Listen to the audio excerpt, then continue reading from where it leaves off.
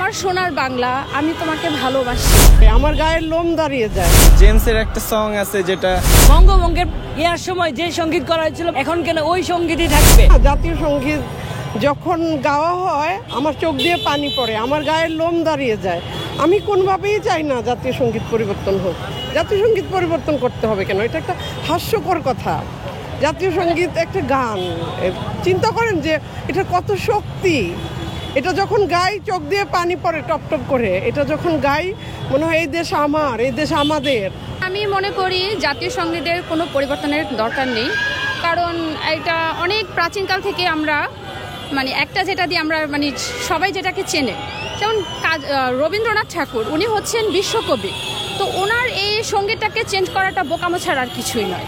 কারণ আমার কাছে মনে হয় আমার সোনার বাংলা আমি তোমাকে ভালোবাসি, এটা শুনলেই তো নিজের ভেতর থেকে একটা দেশপ্রেম জাগ্রত হয়। দেখুন, বাংলাদেশের জাতীয় সত্তার ধারক বাহক হিসেবে একটা জাতীয় সঙ্গীতটাকে বহন করে। সো আমাদের চেতনা যে সঙ্গীত বহন করবে না, আমরা এমন সঙ্গীতকে চাই না যে বাংলাদেশের জাতীয় সঙ্গীত হিসেবে থাকুক। আমরা এমন সঙ্গীত চাই যেই সঙ্গীত সবাই শুনলে তার জাতীয় চেতনা গড়ে উঠবে, জাতীয় চেতনা জাগ্রত হবে। এমন সঙ্গীতকেই বাংলাদেশের জাতীয় সঙ্গীত হিসেবে গ্রহণ করা হোক। 1906 সালের বঙ্গভঙ্গের ইয়ার সময় যে সঙ্গীত করা হয়েছিল বাংলাকে একত্রিত করার জন্য, সেই সঙ্গীত কেন এখনও বাংলাদেশ স্বাধীন হওয়ার পরে, দুই বাংলা বিভক্ত হওয়ার পরেও এখন কেন ওই সঙ্গীতই থাকবে?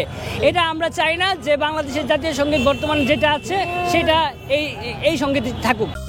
প্রাকৃতিক ও নিরাপদ জিরোক্যাল ক্লাসিকের সাথে এখন পাওয়া যাচ্ছে জিরোক্যাল স্টেভিয়া।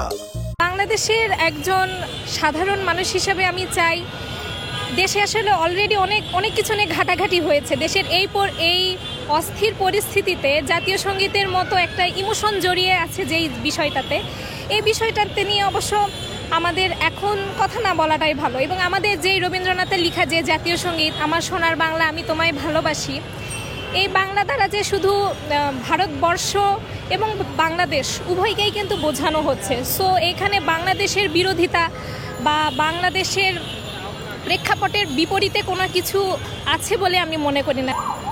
জাতীয় সঙ্গীতের পরিবর্তন এটা আমাদের মনে হয় আমাদের ইমোশনের সাথে জড়িত।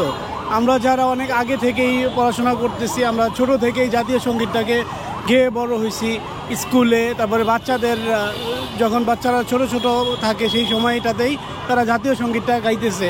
তো ওইটা আমাদের ইমোশনের সাথে জড়িত। আমরা জাতীয় সঙ্গীতটাকে চেঞ্জ করে নতুন একটা ঢুকাবো, এটা ইমোশনালি আমার মনে হয় না যায় না। আমিও চাই যে এটা পরিবর্তন হওয়া উচিত, আর অবশ্যই সবার চাওয়াটা সৎ এবং যুক্তিযুক্ত। কারণ এটা একজন ইন্ডিয়ান কবির দেওয়া একটা কবিতার টাইপের। তো আমি চাই যে আমাদের যে আয়ুব বাচ্চুর একটা বা এই যে জেমসের একটা সং আছে যেটা পুরো বাংলাদেশ ব্যাপী এবং বাংলাদেশের মুক্তিযুদ্ধ নিয়ে অনেকটা তুলে ধরে আর কি, মুক্তিযুদ্ধটাকে অনেকভাবে তুলে ধরে। তো ওইটাকে যদি জাতীয় সঙ্গীত করা যায়, এটা সকলের জন্যই ভালো হবে। আমার সোনার বাংলা আমি তোমায় ভালোবাসি।